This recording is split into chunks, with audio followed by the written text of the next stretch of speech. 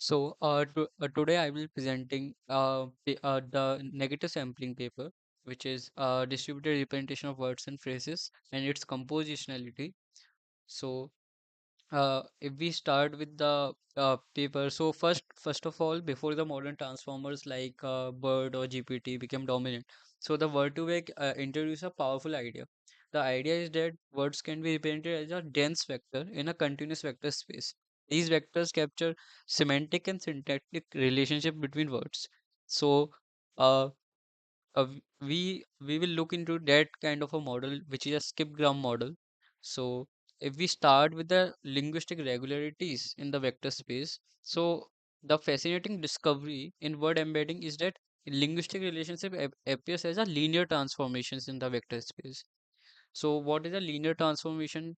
I mean, so relationship between words become mathematical operations on vectors. So we can represent words and vectors, and we can do a mathematical operation on vectors, which shows the relationship between the words. The relationship between Athens and Greece is similar to the relationship between Rome and Italy. So this is a kind of here you can see like Greece and Rome and Greece and Athens and Rome and Italy are kind of a similar relationship. Even more famously, we can use the analogy Madrid minus Spain plus France is similar to the Paris. This is kind of a mathematical linear transformation on the vectors, which shows the relationship between the words. So this means that the vector for Madrid subtract Spain and add France, we get something very close to vector for Paris.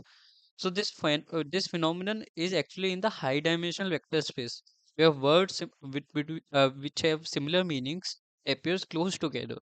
So this is extremely powerful because it allows machines to understand the semantic relationships mathematically. So the question is how we train this kind of a models that produce such semantically rich vectors. So we use the skipgram architecture. So what is the skipgram architecture is? So in the skipgram architecture, the simple idea is given a center word, the model tries to predict the surrounding context word. So if we have a WT, then we will try to predict the surrounding context word like WT minus 2, WT minus 1, to WT plus 1, WT plus 2. So if we take an example, the cat sat on the mat. So if the sat is the center word, then the cat or on these are the context word. So if depend on the window size, the context word length of context word changes, number of context word changes depend on the size of context we are taking. It's a hyperparameter. So mathematically the objective function is to maximize the probability of observing the surrounding context word given the center word. So what we are doing here, as you can see, this is the objective function. So if we given the center word, target word, we will try to predict the WT plus J, which is the surrounding context word to be predicted.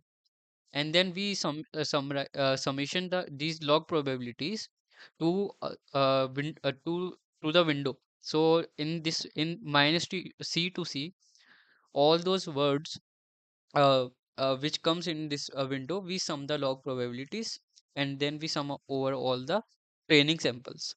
So this means during training, model repeatedly takes a center word, looks at nearby word, adjust word vectors to that model, become better at predicting them. So it will become better predicting the surrounding word given the next word. So if we capture a larger window, then broader semantic relationships we can see, but it also increases the computational cost. So skip-gram models tries to balance the accuracy and efficiency. So if we try to compute these probabilities directly, we have a big computational problem. What is a big computational problem here? This is the softmax bottleneck. So uh, to compute a probability of context word given a center word, which in the above here we are calculating the probability. So in the probability, we take the softmax function. We take the uh, softmax of full softmax formulation.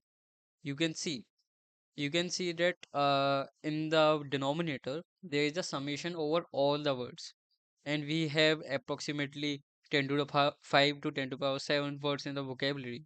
So to computing this step for every single training step, the cost is omega of W, big O of W. So this formulation is entirely impractical for large real world text corpora because it demands very high computational cost. So how can this be solved? So to solve this, we can use the hierarchical softmax which uses the log complexity. So in what is in the hierarchical softmax? Hierarchical softmax solves the problem by replacing the flat softmax layer with the binary tree structure. It uses the binary tree structure instead of computing probabilities for every word. Model organizes all vocabulary word as leaves of binary tree. So as you can see in the leaves of binary tree, there are all the words of vocab. So instead of computing probabilities for every word, model it's a binary decision. So to compute a probability of a word, the model simply follows a path from root to a leaf node of that word. So at each step, there is a decision of left child or right child. Because the depth of the binary tree grows logarithmically, computational cost becomes a logarithmic cost. So O of log of W uh, becomes the cost instead of big O of W. So this reduces the training cost dramatically. Uh, However, we still need a mathematical way to compute probability along that path. So how can we do that? So this is the mathematical formulation for the hierarchical probability path. In this formulation, the probability of word is calculated as the product of probabilities along that path. So in the path, we use different internal nodes. So we had to multiply all the probabilities along the path. So here we can see uh, two different kind of functions. One is a sigmoid function and one is the this bracket. Inside this bracket, this is a indicator functions. This evaluates to one if the path takes a correct child branch. If the n of w comma j plus 1 equal to child of n comma w comma j, this means that we are going in the right path. If it is not equal to that, it becomes minus 1. We are going into a negative path or the incorrect path. And this multiplies with the dot product of inner nodes vector and the input words vector. So what it do, at each node we compute the dot product between the vector of input word and vector associated with that p node. This results determines what model chooses the left child or the right child. Finally, we get the overall probability of the word is simply a product of all decisions along the path. We are multiplying probabilities along the path. So what they do, this transforms a large multi-class classification problem into a binary decisions. So which is very much computationally efficient. So uh, here each node uses a sigmoid function to compute the probability. So because function squashes the uh, input to the 0 to 1 range. So it becomes a probability. So here's how the hierarchical softmax work. Now, if we go into the negative sampling, so how negative sampling is kind of an alternative to the hierarchical softmax. So negative sampling takes a different approach. Instead of trying to compute probabilities over entire vocab, it converts the problem into a binary classification task. So how it do? So we have two types of examples. One is the positive example and one is the negative example. So here you can see target word to actual context word. We want to improve the relationship between them. We want that their uh, probability will increases to predict from the target word to actual context word. And what we want to minimize the probability from the target word to random word or a noise pair. This is a kind of a noise pair. So instead of evaluating the whole vocabulary, sampling distinguishes the true context word from k randomly drawn noise words. So the optimal k values is 5 to 20 for small data set and 2 to 5 for large data sets. So from the paper, they have experimented with a different kind of unigram distributions, and they find that for the optimal noise distribution, they use the They use they find out that the optimal noise distribution P and W. So they investigated that the unigram distribution UW raised to the power 3 by 4 outperformed significantly unigram and uniform distributions for both for the NC and the for NEEZ on every task, like language modeling also, which is not actually reported in the paper, but they have mentioned that. So how the negative sampling objective looks like. So this is the objective we are trying to uh, optimize it. So if we see this objective, there are two parts in the objective. First part is the zone one, maximize the log probability of the observed true context word. So model maximizes the probability of true context word given the target word. So this is kind of a very intuitive. We want to maximize the probability of the true context word given the target word from the target or center word. And second part you can see this is the for the negative examples. If you can see in the previous slide, we have seen two maximize probability and minimize probability. We want to maximize probability between target word and actual context word. So this is zone one for that, and zone two for these negative examples. So like we say we have k negative pairs because we have chosen the k value. So we have the k negative pairs, and what we want to do, we want to minimize the probability of k randomly sampled noise word uh, relationship between the center word. So this minimizes the log probability of k negative samples drawn from the noise distribution. So if we optimize this logistic regression objective, so negative sampling efficiently approximates the softmax log probability without ever calculating the full vocab denominator. So this is a kind of a trick it uses to solve the problem of softmax bottleneck, which is already solved by the hierarchical softmax also, but it is also logarithmic. But here we use a very different kind of approach. We are using the positive and negative examples.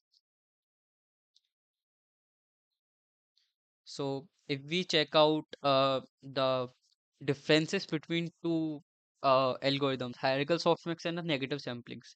In the hierarchical softmax, we are using the tree-based probability approximations. In the negative sampling, we are using the logistic regression, distinguishing it between the data versus noise. Complexity here in the hierarchical softmax, it is big O of log of W. In the negative sampling, it is big O of K, which is very less because W here is also 10 to the power 5. So it is approximately very less. Distribution requirement, Huffman tree structures favors frequent word. But in the negative sampling, we are using the noise distribution. Primary advantage of using hierarchical softmax is highly accurate for uncommon words when combined with subsampling. But in negative sampling, it is very fast. Scales flawlessly to the massive datasets. We can use massive datasets in a negative sampling. So hierarchical softmax, it is very accurate, but not as fast as the negative sampling. This is the primary advantage of the negative sampling over the hierarchical softmax. So that's why it becomes most widely used training method in the Word2Vec also. So what is the subsampling of frequent words? So this is a kind of trick or the tool that the paper uses. So what is the major issue in the natural language data is small number of words appears extremely frequently. What are the small number of words? Like the these kind of words appear very much in the whole data set. So so what we do, so to counter the imbalance between the rare word and the frequent word, we use a very simple subsampling approach. What is a subsampling approach? Uh, these words contribute very little semantic information but dominate training updates because they are very frequent in the whole data set.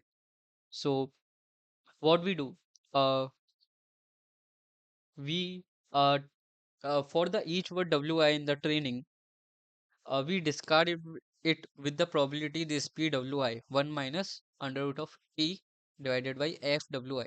F is the frequency of that word. So we take the standard threshold of t approximately 10 to the power minus 5, and We choose this subsampling formula because it aggressively subsamples words whose frequency is greater than t while preserving the ranking of the frequencies. So it is a very heuristic formula that is mentioned in the paper, and this increases the semantic accuracy and vector representation of rare words because we have subsampled the frequent words, and it also accelerate the training speed to 2 to 10 times. So this is a kind of primary advantage we get from the subsampling of frequent words. We can use this to mitigate the information sparsity in the data set. So if we come to the results that is shown in the paper, so for the results they have used a special kind of a task, which is the analogical reasoning task. Here you can see in the analogical reasoning task, the NEG beats the NCE and the hierarchical softmax algorithms with the peak accuracy of 61%. So what are these analogical reasoning tasks? These analogical reasoning tasks is like Germany to Berlin is a analogy, then France to what? So this is a kind of analogical task. It is computed using the cosine distance to find the vector, like vector Berlin minus vector Germany plus vector France. So it is closer to what?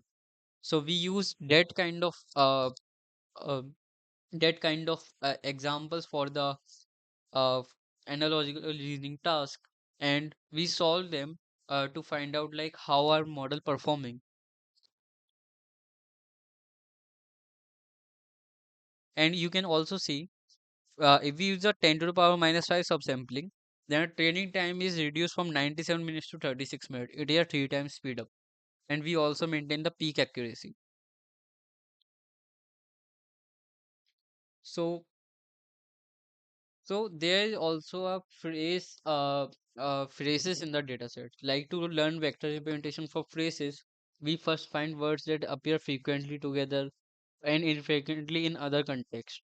And for these phrases, a vector representation, the paper mentioned that they find a surprising finding, and that finding is negative sampling wins on the standard words, but the hierarchical softmax paired with the subsampling, it wins on the phrase analogies, correctly mapping complex relationships like da Gama to Italian explorer. So this is a kind of finding we have mentioned from the paper. So how they are learning the idiomatic phrases? This is a kind of algorithm for learning the idiomatic phrases. So to capture the richer linguistic meaning, skipgram models can extend to learn multi-word phrases like New York, United States, machine learning, these kind of complex multi-word phrases. So the method begins by scanning the corpus and calculating unigrams and bigram frequency. So we calculate the unigram and bigram frequency from the whole data set, and then after we have a bigram scoring function. This bigram scoring function evaluate whether two words frequently occur together in a meaningful way or not, and this discounting coefficient to prevent forming phrases from coincidental infrequent pairing. So there can be a coincidence in the data set, but we don't want dead words to be counted as a phrases. So we use the discounting coefficient for that also. And if the score exceeds a certain threshold, this score is exceeding certain a threshold, then we use that two words or three words as a single token. Like New York Times, it becomes a single token. And this process is repeated 2 4 times with decreasing threshold to construct longer multi-word phrases. And that's how we get the uh, multi-word phrases as a single token. So if we see the results on the phrases skip graph, so what it say? So it says that uh, for a 300 dimensional embeddings, without subsampling, hierarchical software performs poorly, but with subsampling, it outperforms the NEG architecture.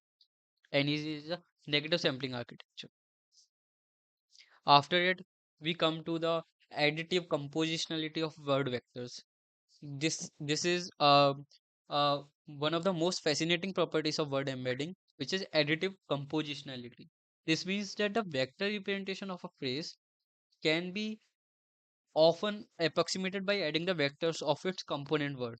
What this means is like vector Russian plus vector Russian plus vector river. If we sum that, then we get the approximate vector of Volga River, which is uh, situated in the so why does this work? The theoretical explanation is based on a relationship between word vectors and probability distributions. Word vectors are related to logarithm of context probabilities produced by the output layer. When we add two vectors, we are effectively multiplying their context probability because we are adding two vectors and it is related to the logarithm. So in the logarithmic way, they are multiplying. You can think of this is a kind of AND function. We are doing a AND operation, so kind of a semantic AND gate, and only words assigned high probabilities by both individual vectors will survive a high combined probability. So only contexts that are strongly associated with both words remain strong after the combination. And that's why vector addition captures meaningful semantic combinations. And that's how we can see vector of Russia plus vector of river gives a similar vector to Volga river.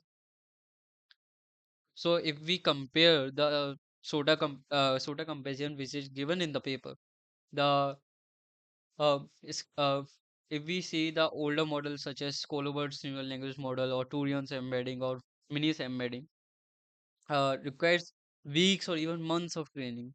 But uh, uh, despite this massive computational cost, they produce very noisy or incomplete semantic neighbors. But in the skip gram, they are high quality semantic relationship with a lower training time. Like we can see ninja, martial arts, swordsmanship. These are kind of a correctly associated word, and capitulate with the abdicate and acid. So this is also a correlated words. So that's why skipgram architectures achieves both efficiency and strong semantic representation. So if we conclude the whole idea, the skipgram model introduced a powerful framework for learning the distributed word representation.